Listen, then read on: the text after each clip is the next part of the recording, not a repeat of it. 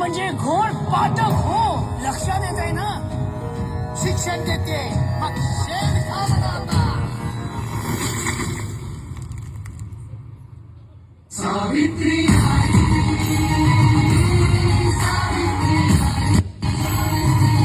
बाईने शिकून करायचंय काय. स्त्रियांचा घरात कोंडा, लांडा वाडा आणि भ्रष्टी काढा म्हणावं. बायकांची लायकी उंबऱ्याच्या आत. पुरुषांची बरोबरी करायची तुला.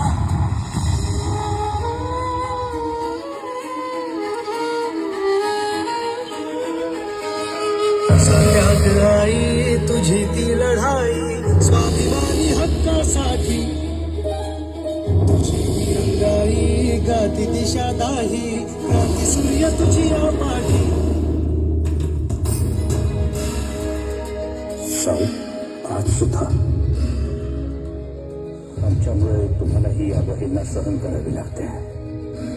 पण आता पाऊल मागे नाही.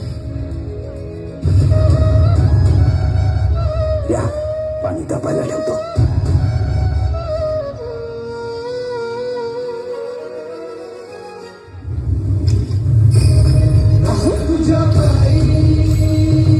हे काय करता. साऊ, तुम्ही आज हिमतीनं उचललेलं हे पाऊल उद्या कित्येक लेखी बाईंचं भविष्य घडवणार आहे.